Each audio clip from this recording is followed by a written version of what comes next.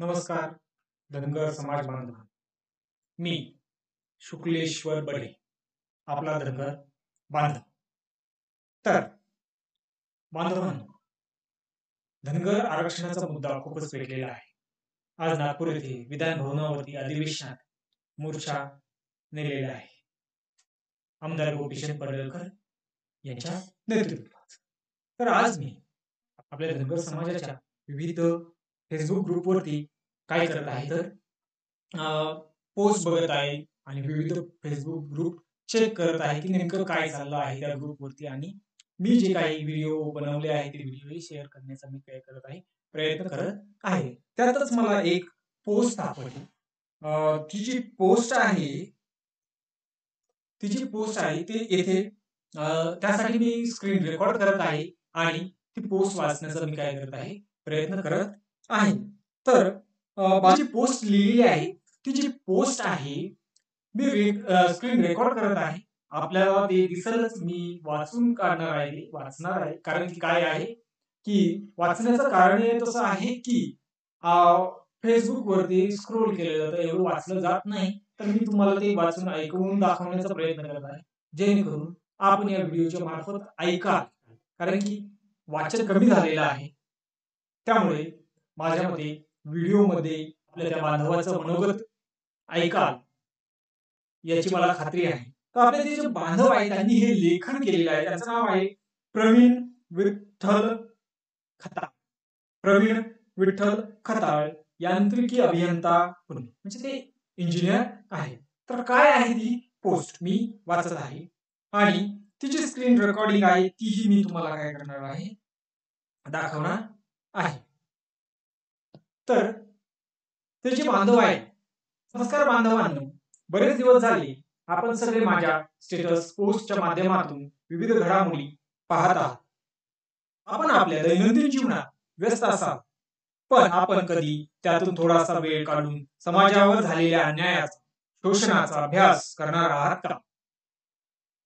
आपण ज्या जाती जन्माला आलो याचा इतिहास जाणून घेणार आहात का? या भारतात सगळ्या राज्यात पसरलेल्या आणि सगळ्यात मोठा हा माझा धनगर समाज आहे. वेगवेगळ्या राज्यात वेगवेगळ्या नावांनी ओळखला जातो. ओरान, धांका, धनगड, धनगर, कुरुबा, करुमन, भारवड, धनवार. मुद्दा आरक्षणाचा. स्वातंत्र्यपूर्व काळात जावं लागेल थोडं. ज्या जातीनिहाय जनगणना झाल्या त्यामध्ये भारतात कुठेही धनगड ही जमात दिसून आली नाही. त्यामध्ये लोकसंख्या ही ओरान, धनगर अशी आहे. आणि मग जेव्हा अनुसूचित जमातीच्या यादीमध्ये धनगड हा शब्द पहिल्यांदा 1956 साली घालण्यात आला, त्याला संदर्भ हा 1951च्या जनगणनेचा घेतला आहे, ज्याला RGI ने मान्यता दिलेली आहे. 1951 ची जनगणना जर आपण पाहिली तर त्यामध्ये ओरान, धनगर अशी लोकसंख्या दर्शवली आहे, वेगळा धनगर दाखवला नाही. आणि जी यादी सुचवली होती त्यामध्ये सुद्धा उल्लेख ओरान, धनगर असाच आहे. आता मुद्दा हा आहे, धनगर आलाच कुठून? तो तर संशोधनाचा विषय आहे. उदाहरणार्थ ओडिशा, ओरिसा, गुडगाव, गुरगाव, बडोदा, बरोडा अशी अनेक दैनंदिन जीवनात उदाहरणं सापडतील. महाराष्ट्रातील अनुसूचित जमातीच्या यादीमध्ये मराठीमध्ये स्पष्ट 36 ओरान, धनगर उल्लेख आहे. यासाठी तुम्ही ॲट्रॉसिटी कायदा, वन हक्क कायदा, ग्रामपंचायत कायदा बघू शकता. पण याच यादीमध्ये इंग्रजी भाषेत धनगर लिहिले आहे. धनगराला 1984 पर्यंत अनुसूचित जमातीचे प्रमाणपत्र मिळत होते. 1985 ला प्रस्थापितांच्या राजकारणाने ते जप्त करून घेतले आणि ओबीसी मध्ये घातला. इथून धनगराचा संघर्ष चालू झाला आणि मग 1989 मध्ये VJNT मध्ये आणि पुढे 1994 मध्ये पुन्हा NTC मध्ये असंविधानिकरित्या घातला गेला. साहेब का म्हणून तुम्ही आमच्यावर एवढा मोठा अन्याय केला? धनगराच्या पोरानं काय चूक केली ती आम्हाला एवढी मोठी शिक्षा भोगावी लागली. आपण विचार कधी करतो जेव्हा आपल्या घरातील एखाद्या मुलाला मुलीला 1 किंवा 2 मार्कांनी एखादं शासकीय पद गमवावे लागते. जेव्हा आपल्या घरातील एखाद्या मुलाला मुलीला 1 किंवा 2 मार्कांनी चांगल्या कॉलेजला ऍडमिशन गमवावे लागते. जेव्हा आपण बघतो की राजकारणात आपला एकच आमदार असतो. आपलं मेरिट हे ओपनच्या बरोबरीने लागते. काय कारण कुणी जाणून घेतलं? या महाराष्ट्रात 2 नंबरचा असलेला समाजाचा आज एक आमदार आणि खासदार किती?